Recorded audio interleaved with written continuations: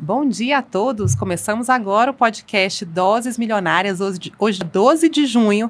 Abrimos então com o quadro Ciendo Saudável, que é um oferecimento da clínica Ciendo Endocrinologia, e o propósito desse quadro é te ajudar a tomar decisões mais conscientes sobre a sua saúde. E hoje o tema é muito interessante, nós vamos conversar sobre desconforto ou dificuldade para urinar, como tratar.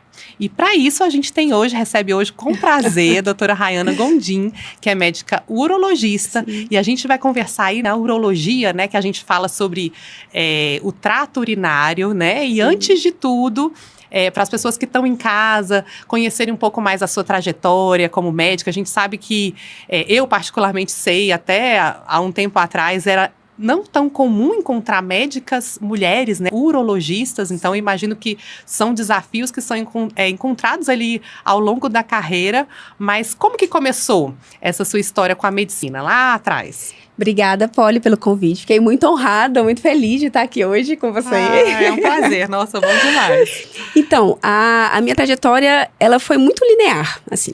Desde muito pequena, eu sabia que eu queria fazer medicina, não tenho ninguém na família médico, e não sei por qual motivo, coloquei na cabeça que ia ser médica e foi. Então, eu fiz os 6 anos de faculdade, fiz na Universidade Católica de Brasília, e aí, depois disso, logo no meio ali da faculdade, eu decidi que eu seguiria a área cirúrgica. E aí fui fazer cirurgia geral, que é um pré-requisito para a urologia. Fiz no Hospital Regional de Sobradinho, meus 2 anos de cirurgia geral. E aí, também, no meio da residência, ali no meu finalzinho do meu primeiro ano de residência de cirurgia, eu entendi que urologia era o meu caminho. Meu marido, meu Rodrigo, ele é urologista também, e aí ele fala que a influência dele, que ele que me ajudou a decidir. Realmente, ele era muito empolgado. Mas em que fase foi que você conheceu ele? Eu conheci o Rodrigo no finalzinho da faculdade, no meu internato. Ele era residente de cirurgia geral, e eu era interna, ele fala que eu me apaixonei pelo professor. Então provavelmente teve uma influência aí sim, né? Eu acho que teve eu não dou o braço a torcer, tá? Então, nunca falei isso aqui. Não, foi sozinha, decidi sozinha. Mas, com certeza, tem uma influência aí do Rodrigo. E aí, no meio ali da residência de geral, finalizando meu primeiro ano, eu decidi fazer urologia. E aí, fiz a prova de residência, passei e fui para Salvador fazer urologia. Então, me mudei. E aí, essa é uma história muito legal, porque nesse período, o Rodrigo passou em urologia em Salvador e eu fiquei em Brasília fazendo residência de cirurgia. E aí, depois, quando ele voltou para Brasília, eu passei. Então, o nosso namoro foram 7 anos à distância. E aí, uma homenagem aí ao Rodrigo, hoje, dia 12 de junho, dia dos namorados, né? Agora a gente tem mais tempo junto na mesma cidade do que distante. Que bom, que bom.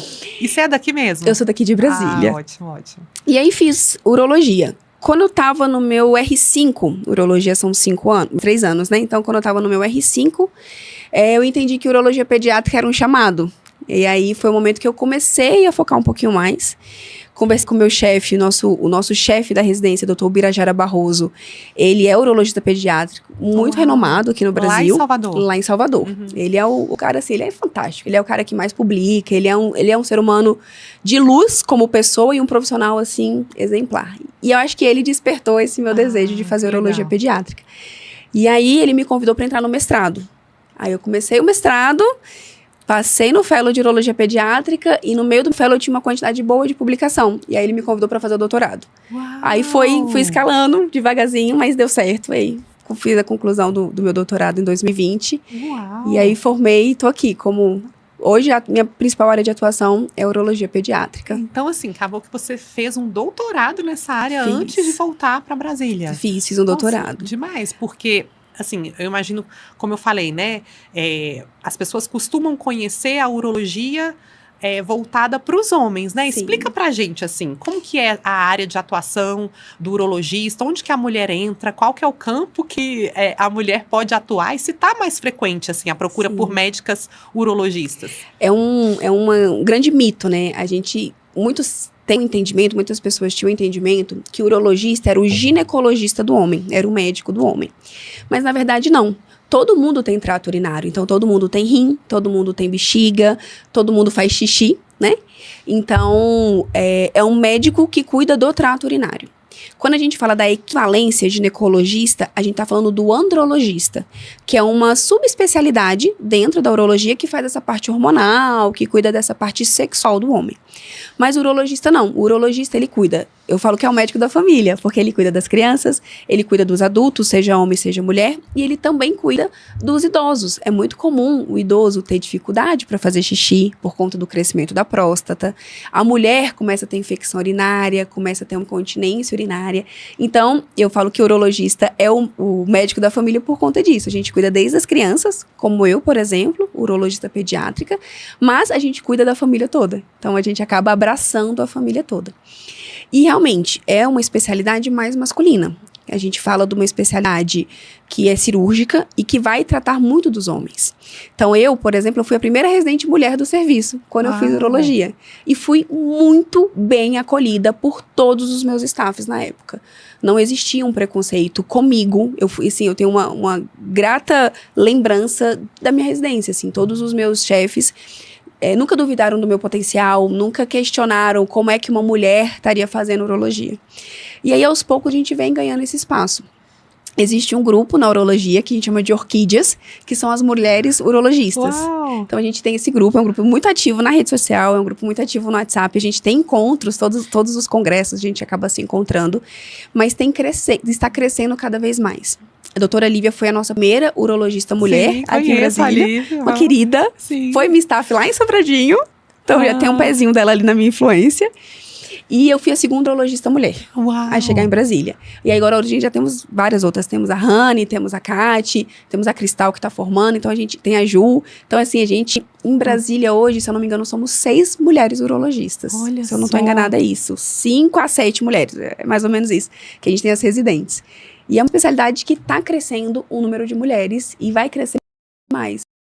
Tem que assumir esse espaço dentro da medicina. E também, assim, pensando na habilidade que a mulher tem diferenciada na conversa, no acolhimento, tudo isso, às vezes, é necessário para alguns perfis de pacientes que se identificam mais, né, com esse ambiente mais acolhedor da mulher e podendo tratar o trato urinário, né? Com certeza. Então, assim, até os homens, sabe, assim, eu tinha muito essa dúvida, eu falei, poxa, será que o homem vai se sentir confortável de ir na consulta comigo no privado, né, quando eu saísse ali da residência?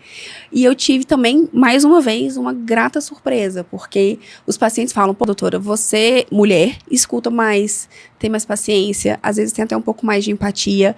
Então, hoje, no meu consultório, eu não faço mais urologia adulta masculina, eu só atendo crianças e mulheres, mas eles reclamam, e por conta disso, talvez dessa empatia. E aí, quando a gente vai falar das mulheres, era aquela vergonha de falar para um médico homem que está escapando xixi, que tem dor na hora da atividade sexual. Verdade. Então, muitas vezes ela não contava tudo o que estava acontecendo ali pro colega urologista homem. E aí ela se encontrou até para fazer alguns exames com as mulheres na urologia. Ótimo, ótimo. E assim, a urologia pediátrica, né, se a gente for começar a falar do trato urinário lá desde o início, né, que você recebe muitas crianças, eu acho que é muito interessante porque muitos pais se veem aí em situações que muitas vezes não sabem nem ao certo qual médico procurar. E quais seriam os principais motivos de procura dos pais com bebês, com crianças no seu consultório, no dia a dia? Quando a gente fala da urologia pediátrica, a gente acaba atendendo um volume um pouco maior de meninos, né? Por conta das fimoses, né? Então, fimose é quando a pele é completamente fechadinha do pênis, o pai não consegue abrir essa pele para lavar, para higienizar. A gente tem as infecções urinárias de repetição, tanto nos meninos quanto nas meninas. A gente tem a educação quanto ao desfraude, então a gente orienta os pais o jeito certo de desfraudar essa criança. O xixi na cama é uma queixa muito comum. Olha só. A família chega muito esgotada, a família chega muito desgastada já no consultório, porque já não aguenta mais levantar à noite para trocar esse lençol, porque a criança está ali, às vezes, com 7 anos usando uma fralda ainda para dormir. Então, isso acaba gerando um impacto social. Os mal posicionamentos dos testículos, né? Então, aquela criança que nasceu com uma criptorquidia, que é quando o testículo não está ali na bolsa testicular, é um testículo que fica um pouquinho mais alto, hérnias inguinais. Então, a nossa gama de atuação, tanto clínica quanto cirúrgica, ela acaba sendo muito ampla. Então, esse paciente, muitas vezes, chega pra gente no consultório sem entender exatamente por que o pediatra encaminhou, mas quando a gente começa a conversar, eles percebem que a gente vai cuidar de uma maneira integral também da saúde do filho deles. E isso é muito legal. Que ótimo, que ótimo. E são temas muito interessantes, por exemplo, essa questão do xixi na cama, né, falando aí sobre dificuldade para urinar, ou desafios aí, né, nessa questão do trato urinário.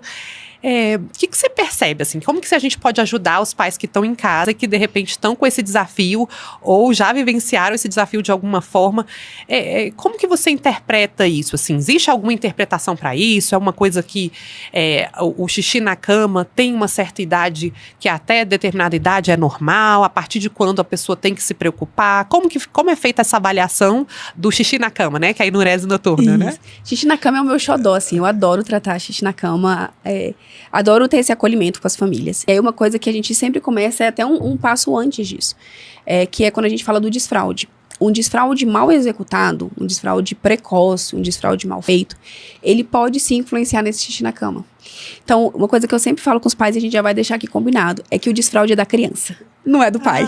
Que demais. Porque assim, às vezes, existe uma pressão social pra falar, não, tem que tirar a fralda dessa criança, já tá com tantos anos, a priminha já não usa mais fralda, o coleguinha da escola também não, ou a escola só aceita a criança desfraldada. Então, quando a gente faz um desfraude mal feito, num tempo que não é adequado, essa criança tem um risco maior de ter as complicações. Você percebe isso no dia a dia, que às vezes a criança que está fazendo xixi na cama teve um desfraude mal feito? Teve um desfraude mal feito. E aí, o xixi na cama, quando é que ele passa a preocupar a gente? Uma coisa que eu combino sempre com os pais também no consultório é que o xixi na cama não é uma doença. Ela é uma imaturidade da comunicação do cérebro com a bexiga. Essa maturidade, ela vai chegar. Do mesmo jeito que cada criança tem o seu tempo para andar, tem o seu tempo de sentar, tem o seu tempo de rolar, né? Então, é uma maturidade adquirida. Então, o xixi na cama, ele vai parar. Vai ter um momento que ele vai parar. Então, fez 5 anos de idade. Essa criança ainda está tendo escape urinário noturno, mais do que 3 vezes na semana, a gente precisa entender o que é que está acontecendo. Muitas vezes, é um mau funcionamento durante o dia. É uma criança que segura o xixi o dia todo. E a bexiga que não funciona bem durante o dia, ela não vai funcionar bem à noite. É uma criança que está constipada.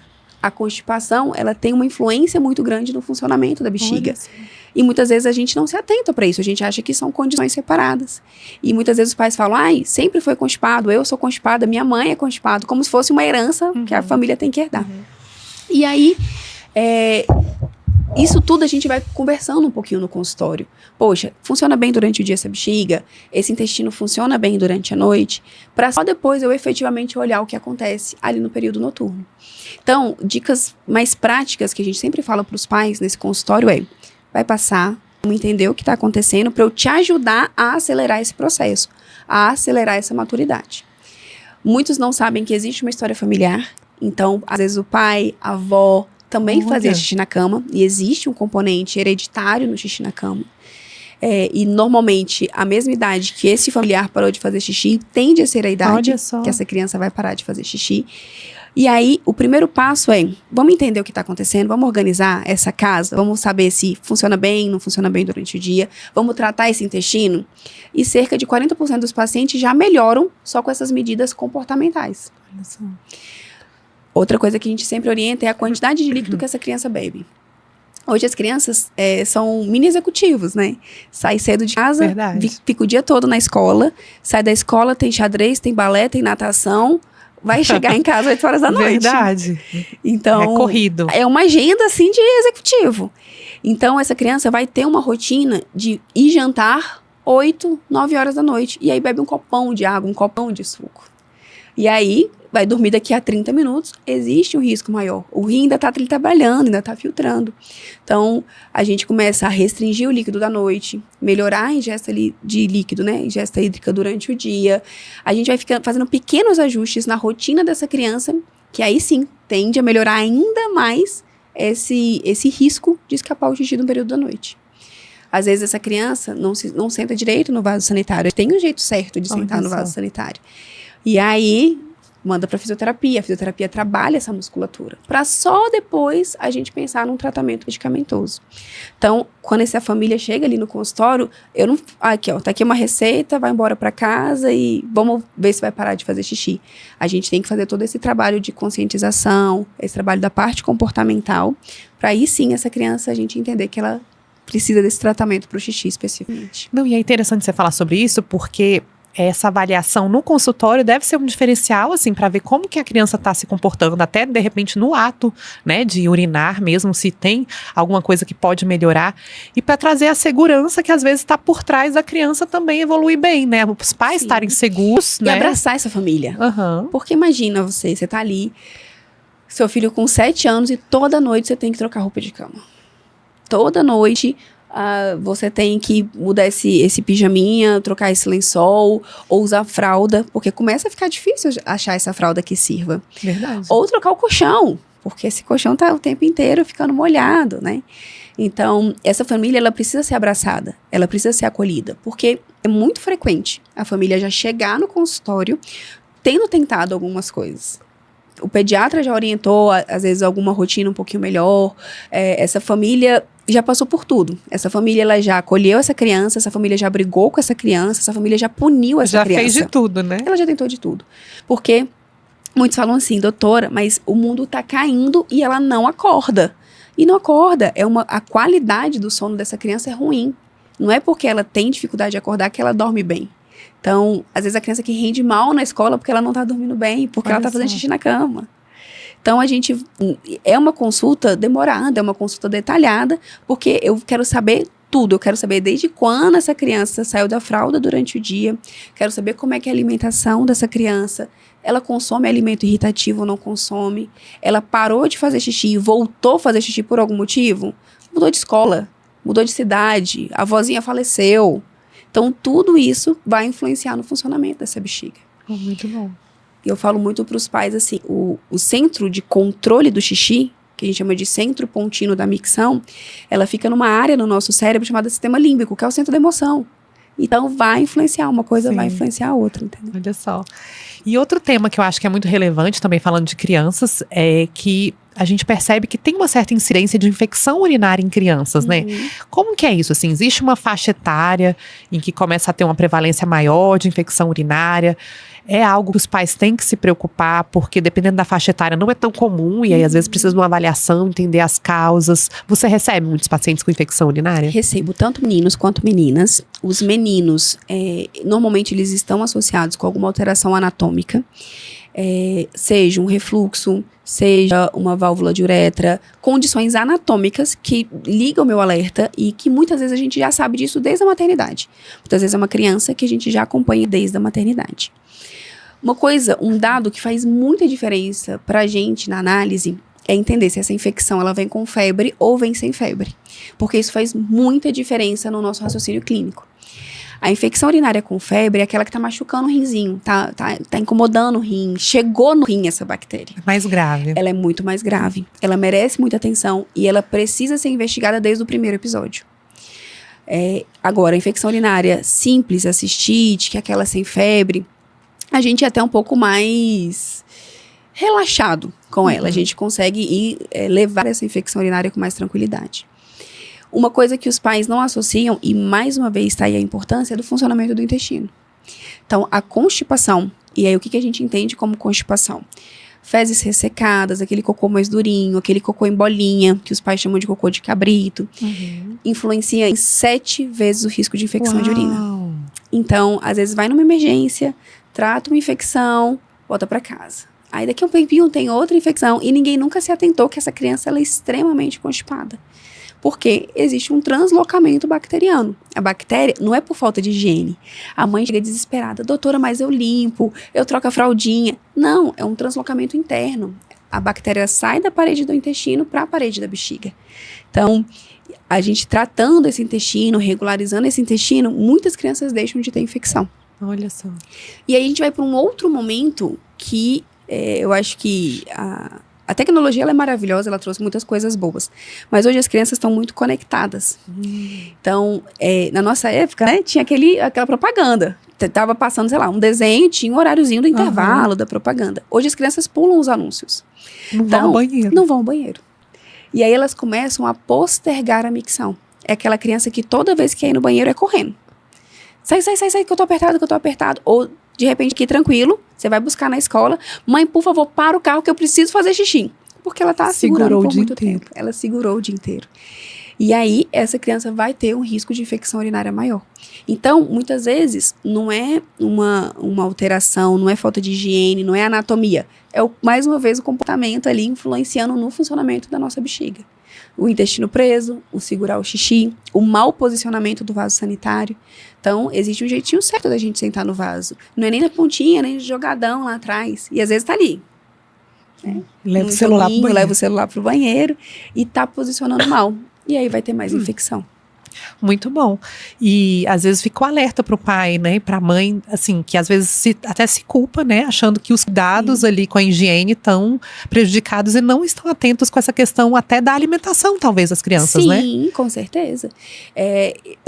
Eu não gosto dessa política. Todo pai se culpa, todo pai e mãe carrega uma culpa ali, já nasceu a mãe, nasceu a criança, nasceu a culpa.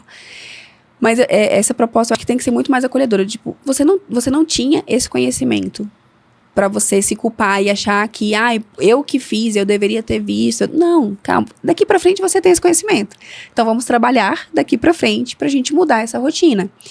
Quando a gente pede para uma criança de 9 anos, que tá na frente do videogame, para fazer xixi, ele vai falar, não quero, não tô com vontade, não preciso. E a mãe vai confiar, porque essa criança ela já tem autonomia. É uma criança que já toma banho sozinha, uma criança que já sabe fazer sua higienização. Então, se a criança fala, mãe, não quero, mãe, tá bom, tudo bem, filho. E pronto. Não é racional pra gente achar que aquela criança voluntariamente tá segurando xixi. Porque nem ela sabe disso. Ela só não quer parar de brincar. Então, eu acho que um dos motivos disso aqui, eu acho muito legal, porque vai trazer um pouco de informação, é trazer à luz que isso pode estar acontecendo, para ir a família na sua rotina entender se faz sentido ou não, que a gente está aqui conversando. Sim, ótimo. E talvez, assim, ajudar na consolidação dos hábitos saudáveis mesmo das crianças, né?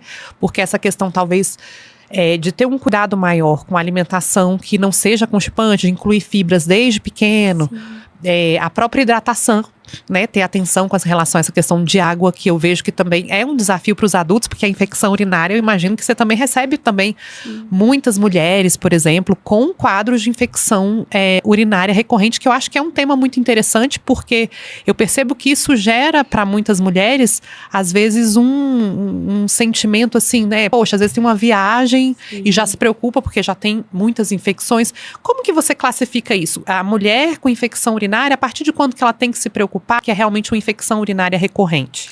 Isso é uma queixa também. Hoje é isso, né, o que eu faço no consultório, a uropediatria e urogineco. E, sei lá, dos meus 5, 6 pacientes no período que eu vou atender de uroginecologia, 4 são infecção urinária de repetição.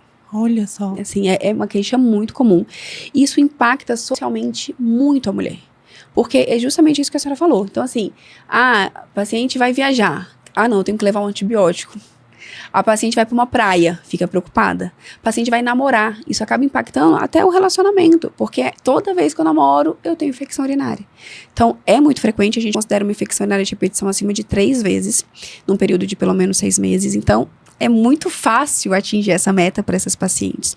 E nós, mulheres, nós temos uma predisposição a ter infecção urinária, por uma questão anatômica. O nosso canal da uretra, que é o canal do xixi, ele é mais curtinho, ele é mais horizontalizado, então essa bactéria ascende mais fácil.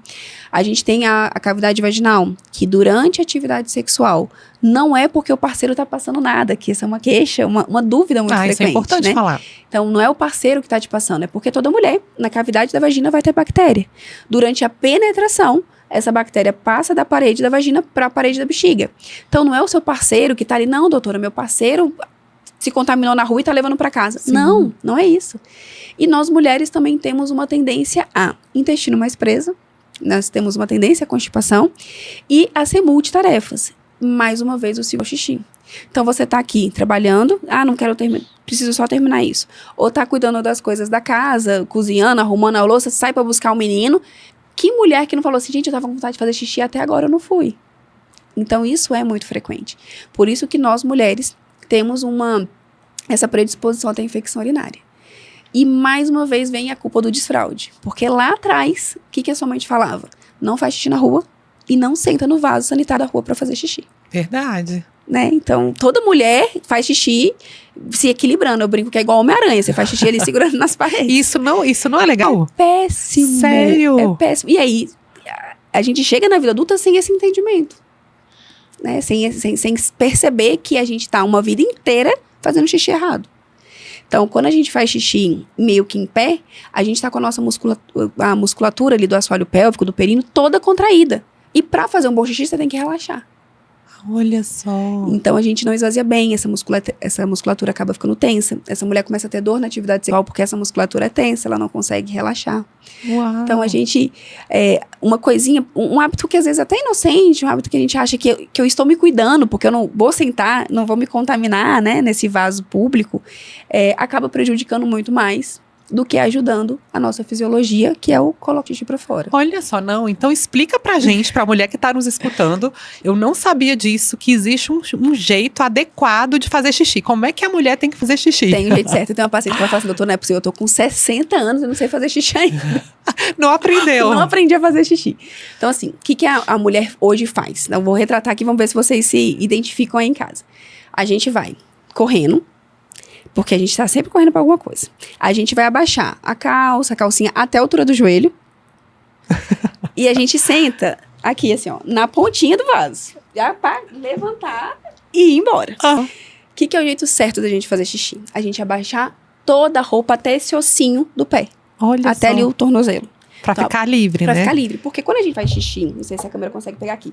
Quando a gente faz xixi com a roupa aqui, o nosso joelho faz isso aqui.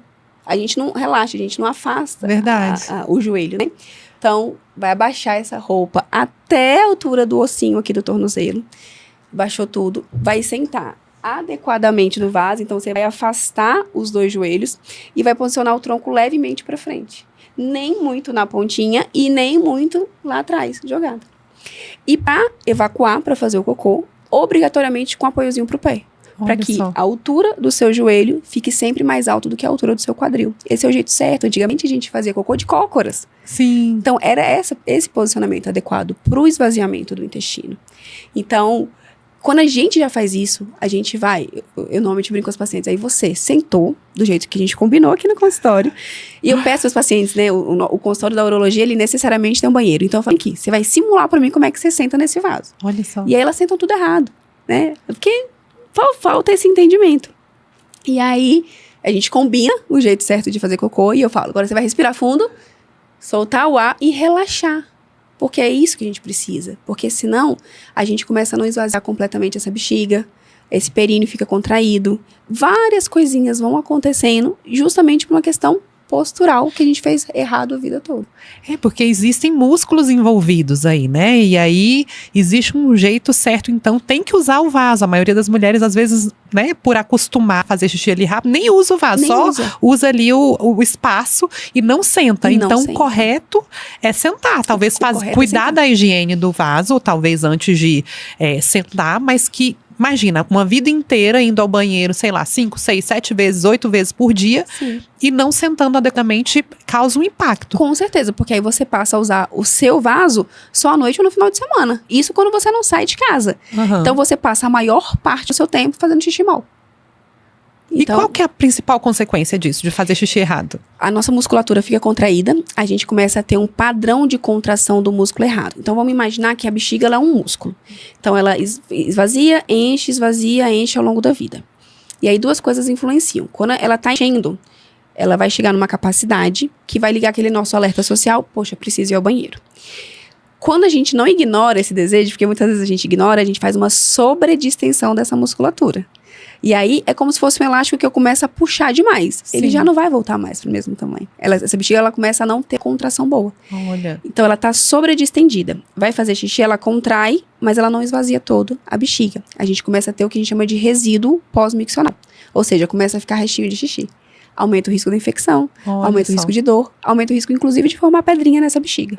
Olha só. E aí, quando a gente, entendendo esse mecanismo, a bexiga tá aqui e o nosso músculo esfíncter, que é o que controla a nossa continência, que faz com que a gente não tenha esses escapes, tá aqui embaixo.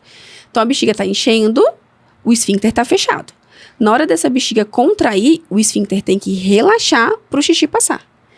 A gente está tão acostumado a ficar com esse esfíncter contraído, seja porque estamos segurando o xixi, estamos segurando o cocô, ou porque a gente não está bem posicionado no vaso sanitário, que na hora dessa bexiga contrair, o esfíncter faz isso aqui. Funciona direito. Não funciona direito. Então, existe uma incoordenação, que a gente chama de incoordenação vésico, que é bexiga, perineal, que é a musculatura do períneo. E aí, a gente, mais uma vez, a gente começa a ter problema. Aí, em algum momento, inclusive, uma infecção, a urinária acontece, a incontinência urinária começa a acontecer, porque essa musculatura não sabe mais trabalhar. Olha só. E aí, é quando a gente manda para a fisioterapia, que é uma excelente aliada da urologia. Não existe urologista, principalmente que cuida do assoalho pélvico, sem fisioterapeuta, que trabalha com essa parte do assoalho pélvico. Uau! E aí a gente traz um assunto que é muito frequente, principalmente nas mulheres, talvez aí de meia idade, que é a incontinência urinária, né? E assim, a gente já viu aqui então que essa questão de urinar, fazer xixi da forma correta, pode influenciar na incontinência urinária. E aí para as pessoas em casa que às vezes não sabem, né? Essa perda de urina, né? Que é mais frequente talvez em mulheres. Sim. E que é uma coisa muito silenciosa, porque é um tabu, né? As mulheres escondem ao máximo isso daí. Sim, eu acho que esconde da família inteira. Das amigas, é como se fosse algo nojento, algo Exato. Que não deve ser revelado, que não deveria estar acontecendo. De velhice. Sim. Que ninguém quer assumir muitas vezes. E talvez, assim, até uma questão incômoda do ponto de vista de odor, de preocupação, de não querer que ninguém saiba para não reparar, Exato. Né? E aí muitas mulheres sofrem com isso, né? E quais são as causas dessa perda fácil de urina nas mulheres, por exemplo? A gente tem 3 tipos de incontinência urinária, que é esse escape do xixi. A de esforço, que é aquela paciente quando tosse, quando espirra, quando vai carregar um peso, acaba tendo. Normalmente é por uma fraqueza dessa musculatura. Porque a paciente, ela pode ter uma vida ativa, ela pode fazer musculação, ela pode fazer inclusive pilates, né? Que trabalha muito essa musculatura abdominal e respiração. Só que a gente não sabe trabalhar este assoalho perineal. Isso quem faz é a fisioterapia. Você pode até fazer em casa, mas ela tem que te ensinar o jeito certo de recrutar essa musculatura. Olha só.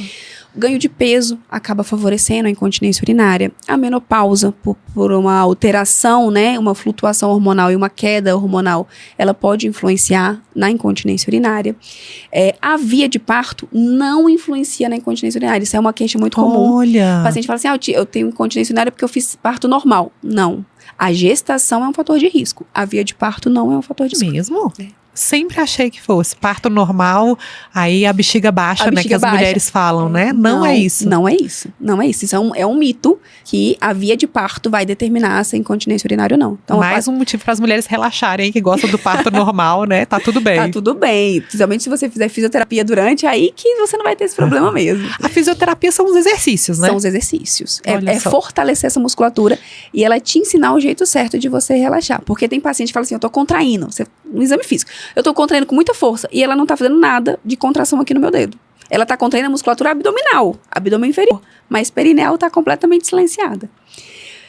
O outro tipo de incontinência, de escape urinário, que a gente chama de urge-incontinência ou bexiga hiperativa. É aquela paciente que, infelizmente, conhece o banheiro de todos os lugares que ela vai. Porque ela tá o tempo todo com vontade de fazer xixi. Olha.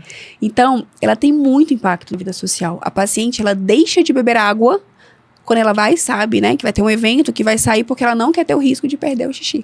Olha só. Vai no shopping, sabe onde é o banheiro de todos os lugares. Então, ela já chega nos eventos, nas reuniões sociais, mapeando aonde é o banheiro. Isso é um impacto social muito grande. Cai a qualidade de vida, né? Muito, muito. Tem paciente que evita namorar com o parceiro porque durante a atividade sexual perde xixi. Então, é uma condição que precisa ter uma luz, que precisa ter uma atenção e que existe essa vergonha, existe esse medo. Às vezes o próprio parceiro não sabe. Essa paciente está sempre com forrinho, ela está sempre com protetor diário. Ela começa a ter alguns recursos para evitar que ela tenha o escape do xixi. Já tem um impacto psicológico aí na vida do dia a dia. Com certeza. A urge-incontinência, ou essa bexiga hiperativa, é uma alteração da musculatura da bexiga. Eu explico para as minhas pacientes como se fosse uma arritmia do músculo da bexiga. Então, ela contrai, e às vezes de uma maneira mais forte, às vezes de uma maneira mais leve, mas ela contrai fora de hora.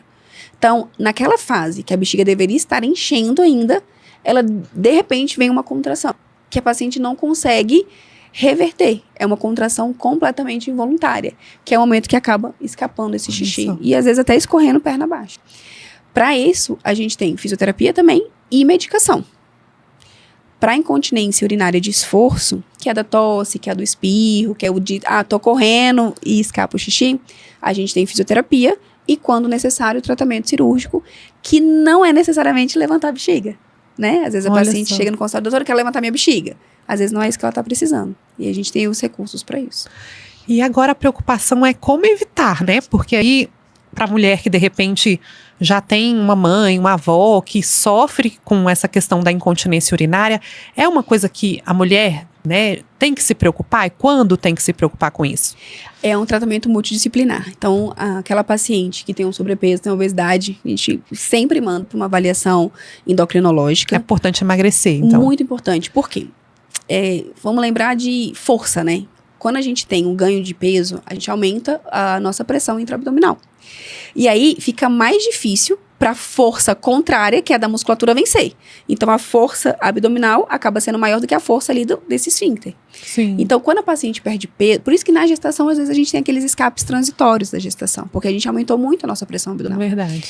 Então, quando essa paciente perde peso e equaliza essas forças, muitas delas param de perder xixi. É mesmo? Muitas param de perder xixi. Então, a gente sempre tem essa visão multidisciplinar. É o endocrinologista atuando a gente nesse controle do peso, juntamente com o nutricionista. O fisioterapeuta, mais uma vez, ele é um grande aliado. E eu sempre falo, gente, não desiste, porque a fisioterapia, ela é longo prazo. Não é começou a sessão hoje, amanhã, tô legal. Ela é longo prazo, ela vai ensinar você que tá aí com seus 40, 50 anos, que foram 40, 50 anos de musculatura trabalhando não tão legal, você não quer que em 2 sessões você resolva. Então, ela vai retreinar este músculo. Então, ela tem uma taxa de sucesso, assim, muito boa.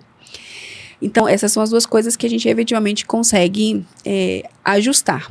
E a atividade física, de uma maneira geral. Por mais que a gente não faça uma contração específica dessa musculatura, a pessoa que ela tem uma atividade física regular, ela tem mais propriocepção, ela tem mais consciência do próprio corpo. Então, facilita esse trabalho na fisioterapia. Ai, que legal. E uma outra coisa que é muito importante e que aí está diretamente relacionada, né, com a endocrinologia é a diabetes. Então, a paciente diabética, ela vai ter, seja pelo mecanismo de ação das medicações, que está ali jogando essa glicose na bexiga, ou seja, pela própria doença, ela vai ter um escape urinário, se ela não controlar bem essa diabetes. Olha só, mais um motivo para cuidar da saúde como um todo, né? Com certeza. Porque existe uma inervação ali responsável, né, por todos esses músculos funcionarem, que muitas vezes no diabetes, com açúcar alto no sangue, às vezes por muito tempo, também vai ter um impacto para a incontinência urinária. Com certeza. A gente chama de cistopatia diabética, que é uma inflamação crônica. A diabetes, ela é isso, né? Ela causa inflamações crônicas nos nossos órgãos, seja no nosso olho, seja no coração, seja no rim, e também atua na bexiga. Então, como, eu brinco que é como se fosse um fio desencapado. O fio, ele existe. Mas a diabetes desencapou esse fio e não permite que a informação correta chegue lá no músculo. Sim. E aí, essa bexiga passa a não funcionar bem. Então, a informação não consegue chegar da maneira adequada, essa bexiga não vai funcionar da maneira adequada, e esse paciente começa a ter infecção urinária de repetição, começa a ter a incontinência urinária justamente pelo mau funcionamento do nervo que não está funcionando do jeito que deveria. Olha só.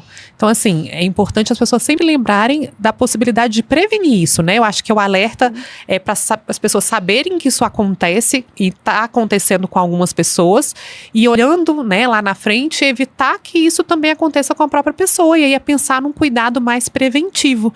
Então, pelo que você falou, assim, as mulheres, por exemplo, que fazem uma atividade física, fazem uma musculação, isso ajuda na prevenção da incontinência urinária, mas existem exercícios específicos que a mulher pode aprender aí, de repente, com a fisioterapia pélvica para não ter incontinência urinária. Perfeito, olha, é exatamente isso. Eu falo que se a gente pudesse ter dois profissionais sempre com a gente, um é o psicólogo, né?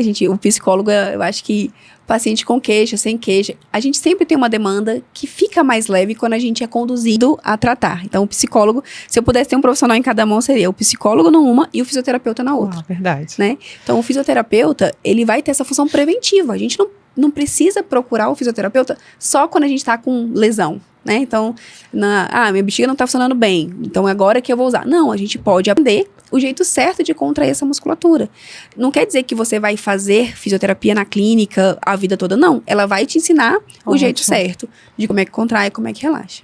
Ou lá atrás, mais uma vez no desfraude, bem feito, bem orientado, porque a gente já começa sabendo o jeito de fazer. Então, assim, eu tenho 2 crianças, né? Eu tenho um menino e tenho uma menina. Então, eu tenho esse benefício de ter esse conhecimento hoje e de não falar pra minha filha, segura o xixi até chegar em casa. Elas já vão andar com álcool e hoje uma das boas coisas que o Covid trouxe pra gente é que todo mundo tem um álcool na bolsa. Verdade. Um álcool em gel, um álcool em spray, alguma coisa assim.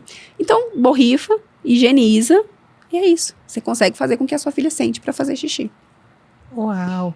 E você falou também da questão do peso, né? Da mulher também ter atenção com relação ao peso, não só pensando em prevenir a incontinência urinária, mas uma série de doenças, mas é mais um motivo para ter esse alerta aí da mulher se cuidar, para também não sofrer, talvez, com relação à incontinência urinária.